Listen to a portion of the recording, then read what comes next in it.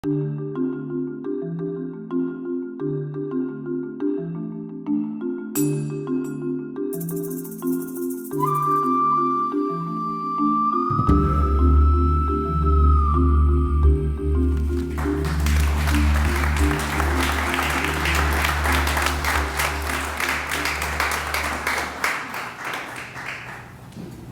you, Claudine. And good morning. It's wonderful to be here this morning. I've been looking forward to this day to visit Haiti. And today I'm here. And I'm very happy that I could have the privilege of meeting you. Because what we do, what the process that we go through will resonate so easily with your work, the same kind of situation that you go through, we go through the same way in Bangladesh. And actually, I was pushed into the work that I did because of the circumstances that Bangladesh was put in early 70s. Bangladesh became an independent country in 1971, December. After a terrible, terrible war of liberation. Lots of people were killed, families lost, properties, lives. The whole country was devastated. And at the end of all this, finally Bangladesh became a separate country, independent country, separating out from Pakistan. And it was a devastated country at that time. And we're trying to see if we can pick up the pieces and start the life all over again. And hoping that now our life will be better because it's an independent country, we can do the things that we wanted to do it without any interference from anybody. But the situation became worse. In 1974, we had a terrible famine. People were dying of hunger. Not just hundreds, not just thousands, hundreds of thousands. So that's the kind of environment in which you wonder, will you get some work done? What is the work? So Bangladesh was a kind of a country of frustrations. Nothing seemed to work.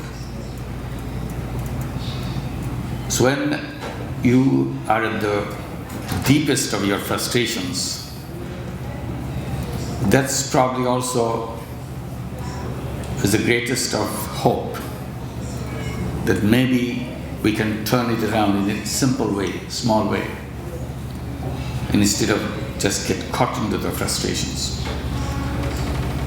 So that's how the work that I did began. I was trying to do something for few individuals instead of worrying about the whole situation of Bangladesh. I thought this is beyond my capacity. I cannot do anything for the whole country, but definitely as a human being, I have the capacity to help another person, just one person. And that's what I wanted to do, to see if I'm useful to another person. And that was the beginning of lending money. Again, I was not planning to lend money. Circumstances pushed me into that. And then it expanded because more people needed the same facility, so we did more money to more people. And gradually we created this as a bank, called it Grameen Bank or a village bank. And the work that we are doing gradually became known as microcredit, tiny loans to poor people, particularly poor women. And it was very difficult. Difficult because women didn't think that they should handle money because this is something they were not used to. Whenever we tried to approach a woman to take some money to start some work so that she can have a small income for herself, she always said, no, I don't know anything about using money, give it to my husband. He's the one who knows about it, how to use money. I never handled money in my life.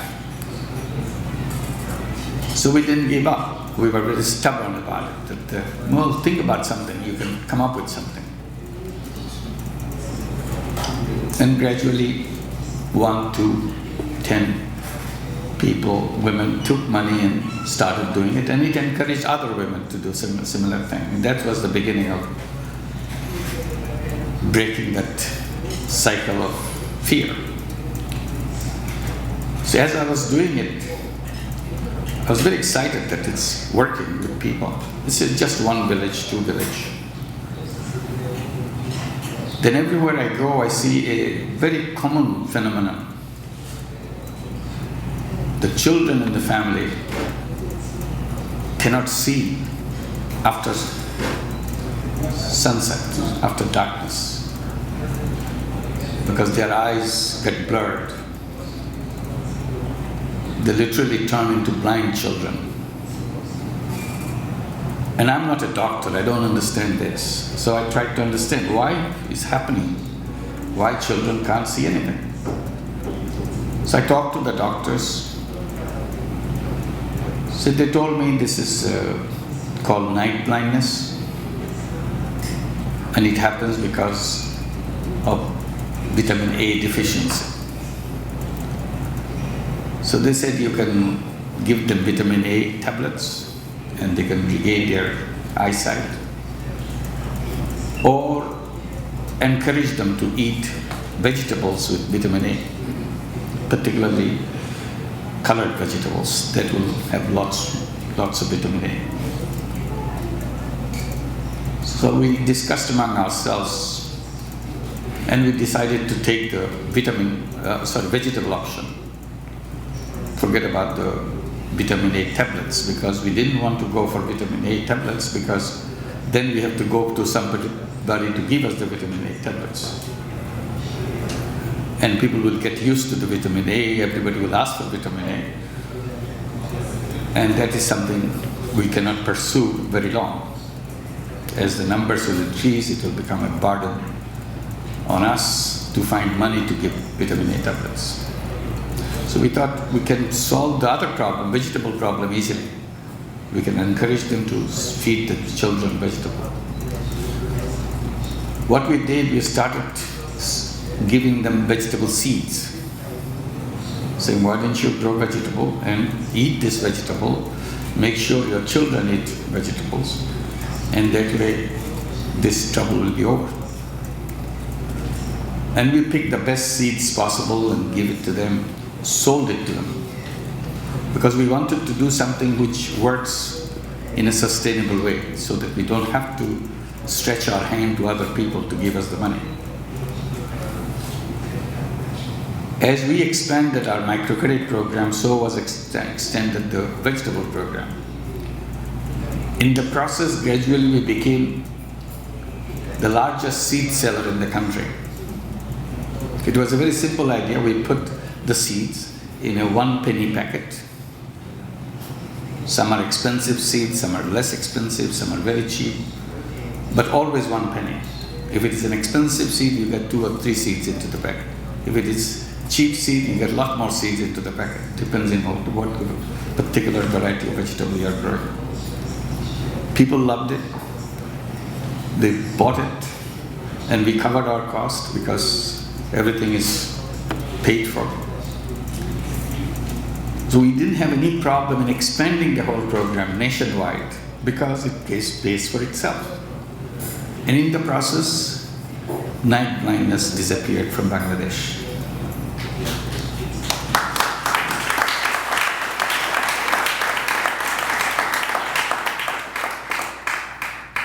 So it was just a small effort. It was not a very fancy, big project coming from big donor or something. So just thinking of a way how to do that. But do it in a way that it covers as a cost.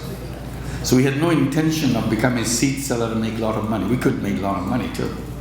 But that was not something crossed our mind. We are focusing on how to solve this problem in a way they can take care of themselves. Nobody said, I'm so poor that I cannot buy this 1 penny seed. It's so small.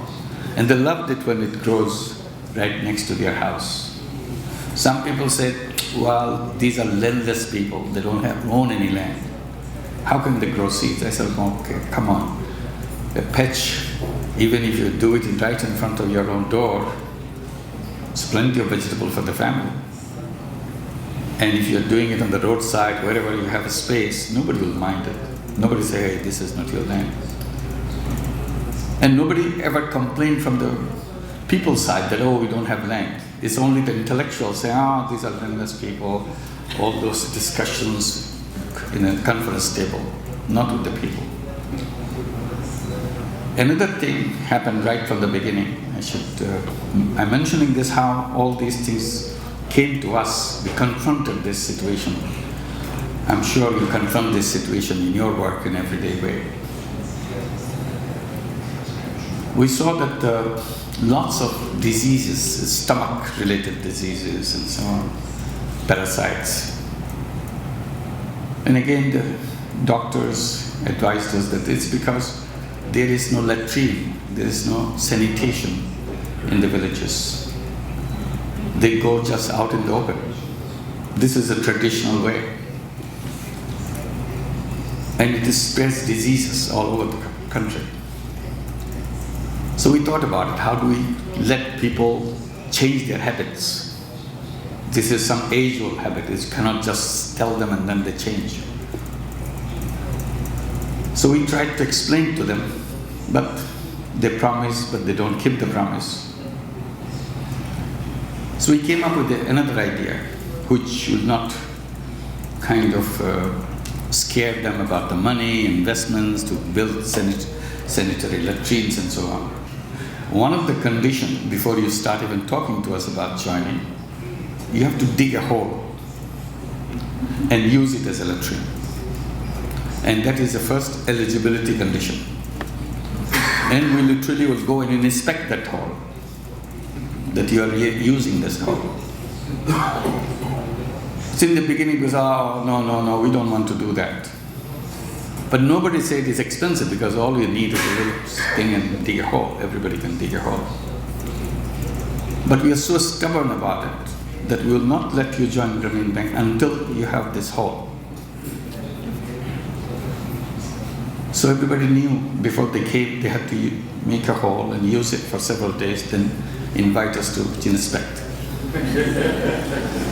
And we did inspect, making sure that it's being done. So it became a very fundamental condition of joining Grameen Bank. And then as it grew, we offered the next opportunity. He said, no, now that you are using, everybody has a pit latrine. We'll give you a loan, separate loan, to build a sanitary latrine. It costs very little to build a sanitary latrine, water-sealed sanitary latrine. And we can pay back in a long time, tiny, tiny bit every week to pay for this sanitary latrine. Then we noticed that to build the sanitary latrine is not available in the market. So we created a separate project to produce this sanitary latrine right there on the spot, so that anybody in the area is looking for sanitary latrine, they can come and buy it. And we created this facility in a way it covers the cost. So no intention of making money for anybody. And Grameen Bank became the largest user of sanitary latrine in the country. And it created such a tension between the rich family and the poor family. The women in the rich family or well-off family in the village complaining to their husbands, even the poorest family has sanitary latrine. We don't have sanitary latrine. So the well-off family were compelled because of the pressure for the women, because women are the sufferers of this latrine. And I have seen many women coming to meet me just to say thank you for giving this idea about sanitary latrine. Their explanation is, we have to wait for the whole day until the sunset to go out. because we cannot do it in the daytime the way men do. Nobody will believe what a torture it is on a human being to wait until the sunset. And you relieved us from that torture. I didn't realize what a human story that was. I was always working on the health part of it and the health hazard that it creates. Until I started hearing this from the women, what a relief that was for them. So it became a self-sustaining sanitary latrine program by itself. The third one, we got involved with housing. If you are poor, you live in a terrible condition. Bangladesh is a monsoon country. I don't know how much it rains in Haiti. 4 months of the year in Bangladesh, it's nothing but downpour. Rains, rains, rains, rains. And if you don't have a solid roof on your head, you literally live in mud. And you raise your family in mud. You can't find a dry place to sleep because all you have is a leaky roof with some leaves on your top of your head. It always makes you feel terrible when you visit them, talk to them, and see this condition. So we came up with an idea to give loans for housing. Everybody was scared because you give loan for income generation and they earn money and pay you back. How are they going to pay back the housing loan? The house doesn't produce an income. We have to argue back and forth by arguing that yes, it doesn't produce an income, but it stops expenditure. Always trying to fix the roof all the time, and you spend a lot of money just trying to take care of the leaky roof. I said the amount they spend on their leaky roof and the leaky house, it will be well spent if you spend ahead of time, build a solid roof, spend a lot of money, and then over time just keep on paying over a long time, 5-year, 10-year period. So we dared into doing that. People loved it. We gave them the housing loan, the long-term loan, payback, weekly basis. And we gave hundreds of thousands of housing loans. And we felt very good that this tin roof house with a solid wall, and then you have the sanitary latrine attached to it. And we were very happy. We introduced it in 1984. In 1989, our housing loan, the houses that are built with our housing loan, which is about $300 housing loan. I should clarify how much the housing loan is all about. $300. It's amazing house you can build with $300. In 1989, it got the Aga Khan Award for Architecture. This is a global award for architecture. And the people like Frank Gehry and other people who get this award for making their architectural contribution. Louis Kahn, the same year, Louis Kahn, which is another famous architect from Chicago, he got the award. And Grameen Bank got the award for its housing loan, for the tiny $300 house they built. Not for the idea itself, just for the design of that house. So this is another way we try to address this issue. The reason I'm giving these examples because it all came from the same circumstances that you are right now in Haiti, frustrations of not getting things done and so on. We can start in our own way, a small way, tiny little thing. But you never know where it will lead to. If it works, it can go big. And all these things happen almost at the same time. Microcredit, the vitamin A vegetable program, housing loans, sanitary latrine loans, in the same circumstances. Each one took care of itself. Then later on, we started creating companies to do that, company after company. Bangladesh has a very interesting situation so far as the nursing is concerned. We have a very peculiar situation in Bangladesh. We have 150 million people in the country. We have whatever number of doctors we have.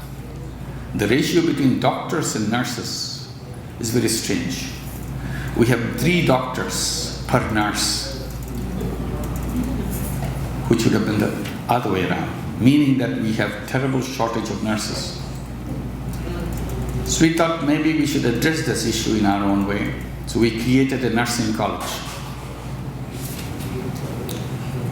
And we take the girls from Grameen families, which are the poor families. We encourage all the children of Grameen Bank to go into school. So now they are in school, they are in colleges, we give education loans to continue their education. So we have thousands and thousands of students of that. Their parents are all illiterate, but the next generation has good education. Because Grameen Bank made it a point for themselves that they should send their children to school. Make sure that 100% of the Grameen family children are in school. And we made sure that they do. And then we gave education loans, pursue higher education. So we have right now 52,000 students in medical schools, engineering schools, universities, all around the country, with education loan from Grameen Bank. Some of them already completed their PhD, some of them already professors in universities and colleges and so on. So what we did, we took these girls from Grameen families, gave them the education loan, created a nursing college, so that nursing college itself became a self-paying institution. It covers all its costs.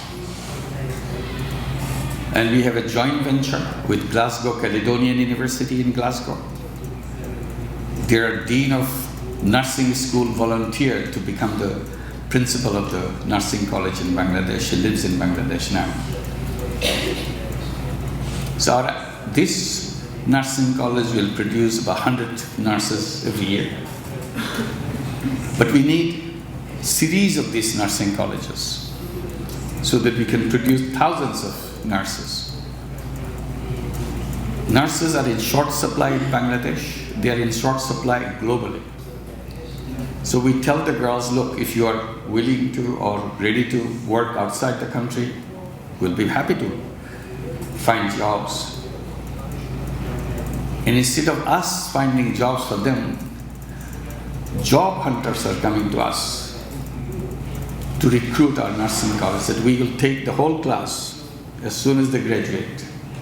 We'll take it to this country or we'll take it to that country. So there's a tremendous need. And I tell my colleagues, this is a very funny situation. World is nurses. Our girls are sitting around,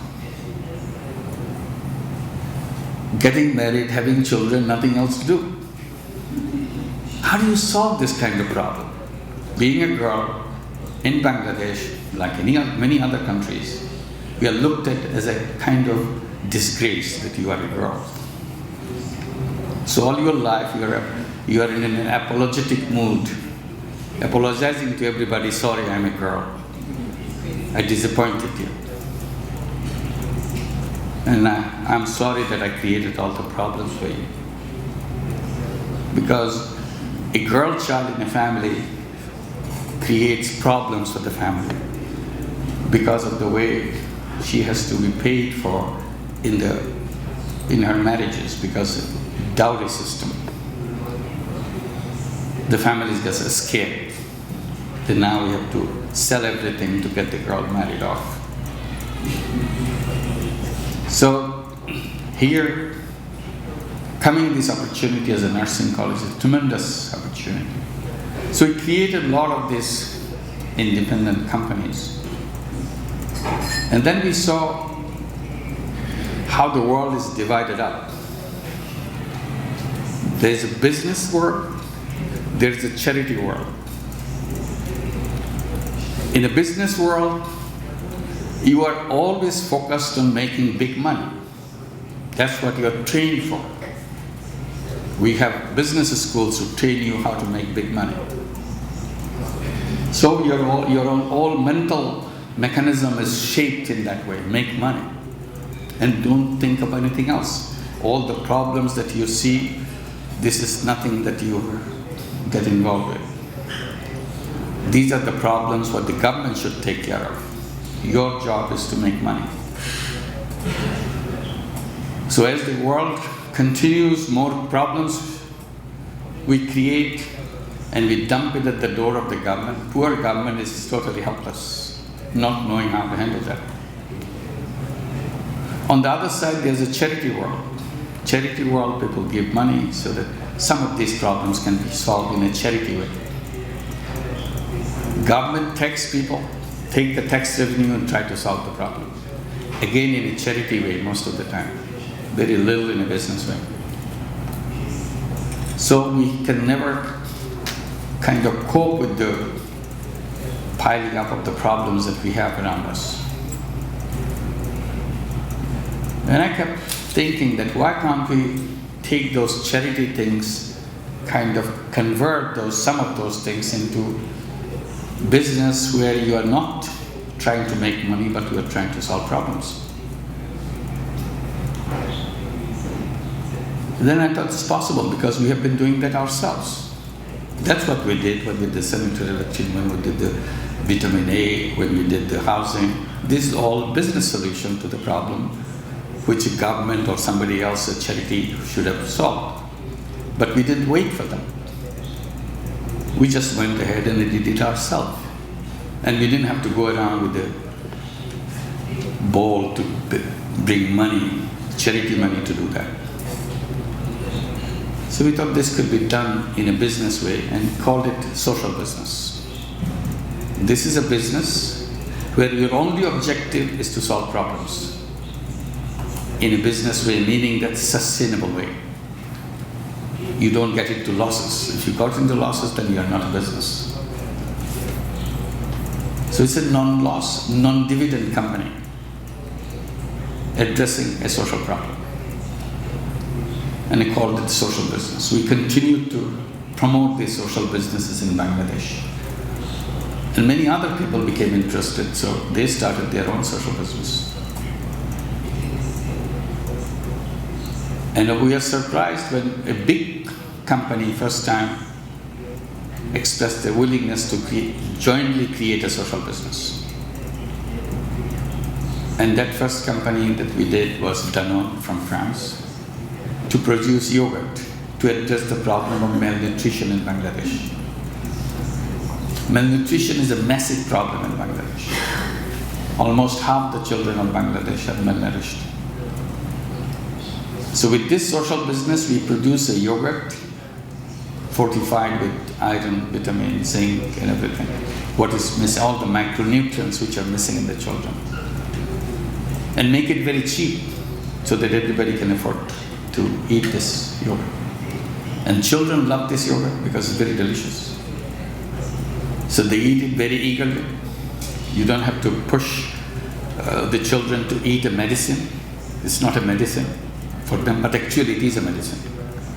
But they feel this a very attractive snack for them. It's becoming very popular in Bangladesh. Now we are expanding that business. Again, this is a business where Danone doesn't want to make any money, according to the principle of social business. Once it's successful, it can get back its own investment money, nothing more than that. So we created many other social businesses like that. Each one is very interesting. Just mention one or two more. I was invited to visit the headquarters of Adidas, the shoe company, the sports gear. And the CEO of Adidas, he asked me, we would be very interested to do a social business. What kind of social business can we do?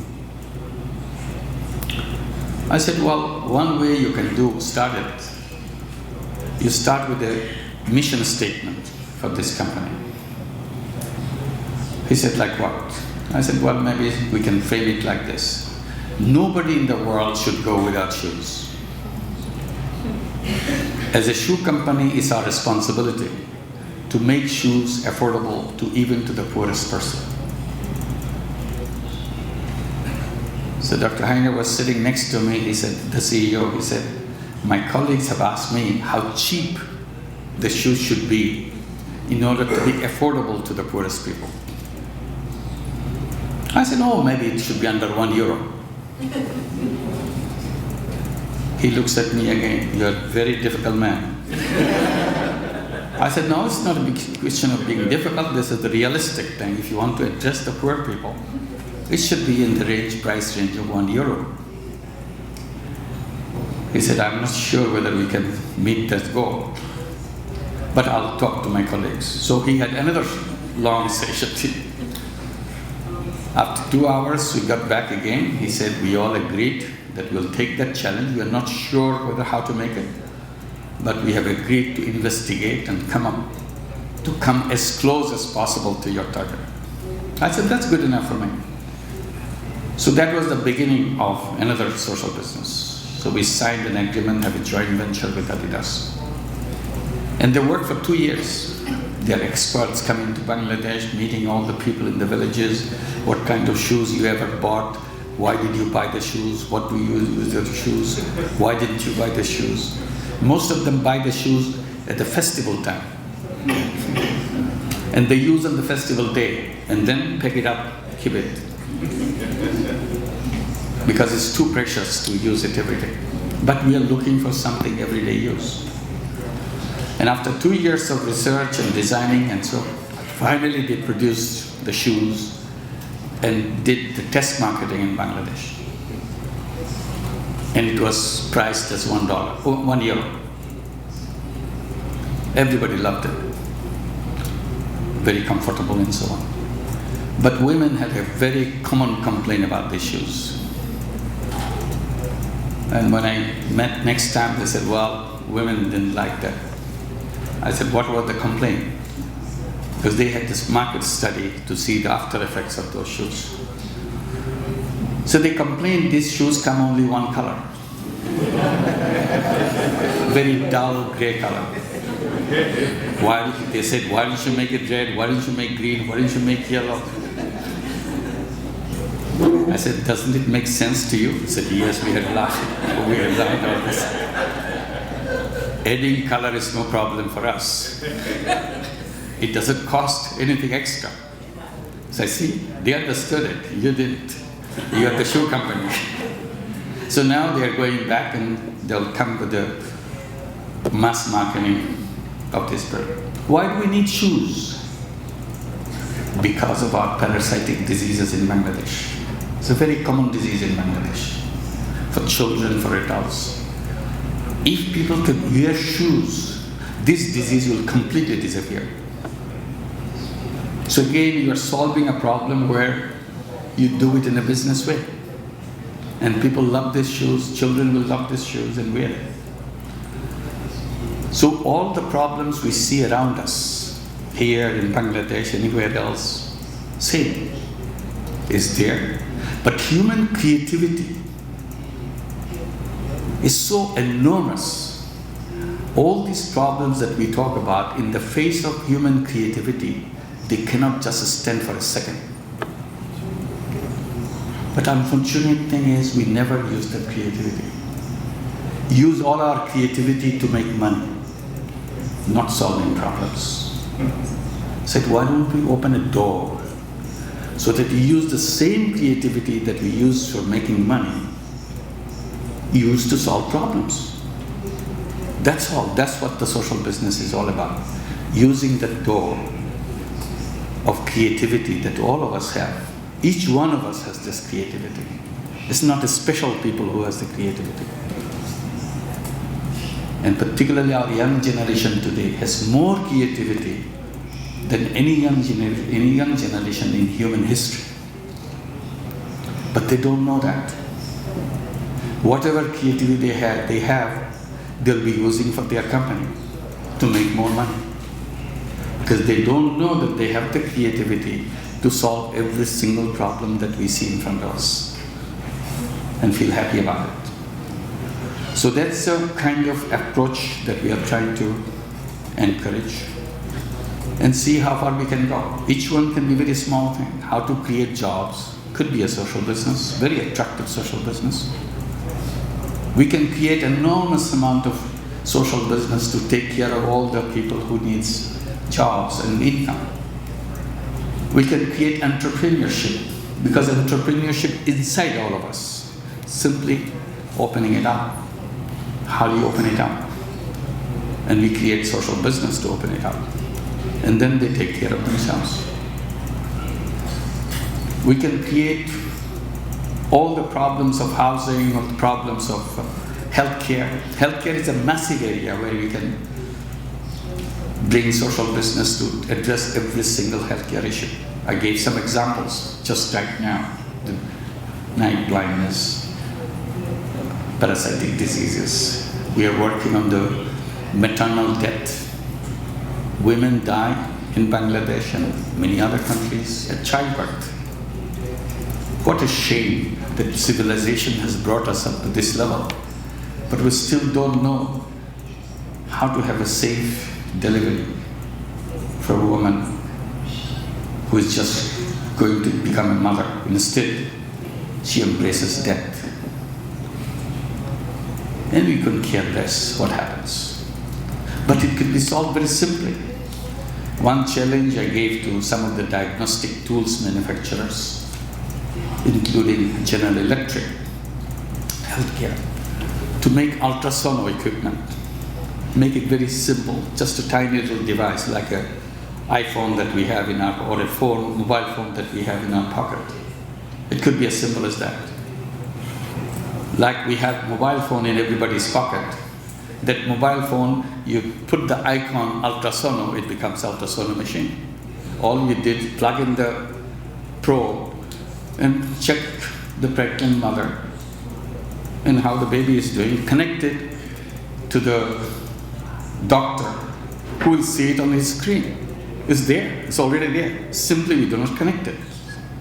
All we have to put another icon on top of what icon you have in your mobile phone. And it becomes ultrasound right away.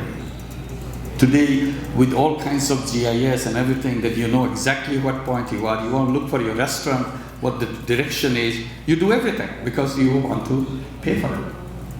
But you're not thinking about this mother who dies. Finally, General Electric has produced it for us. And we're very happy. The young girls in the village goes to the pregnant mothers, take these pictures, send it to the doctors in the city. Doctors picks up the phone, talk to the mother. So your baby is fine, looks very good. You take care of yourself, do this, this, this. That's it. And I asked them, how much will it cost now that you have produced it? He said, well, it's very expensive still. I said, tell us how much it costs. He said, well, it is in the price range of $2,000. I said, I don't mind that $2,000. All I want, the technology is established. Once you establish the technology, we'll take it to the Chinese.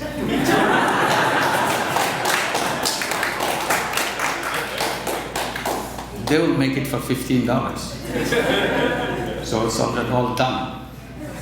I said, well, we know that. We are making it in China too. So this is the fate of the technology, what you do with the technology. That's the whole issue. So this is where we'll be addressing this in Haiti, and we see the similarity between Bangladesh and Haiti. He said, why don't we work together? See, same problem, what we have already done. You will be doing things that we'll be learning from you. It's all about creativity. You allow those. Today, some competition was invited here in Haiti to design social business module. And two of the winners of this competition will be awarded today. The award will be to take them to Social Business Summit in Vienna. So it's not the award, it's the fact that somebody thought about a creative way of designing a business to solve a problem. And we open it up. Your kids, my kids, all the young people can do that. All we have to do, tell them what the problem is. And they will figure out how to do that. And you will help them, your experience and how to do it. So that's a challenge for all of us. And we are looking forward to do it together so that Haiti can become a place where many of these ideas will be born, which will change the world. And we'll be all happy that it all started in Haiti. Thank you very much.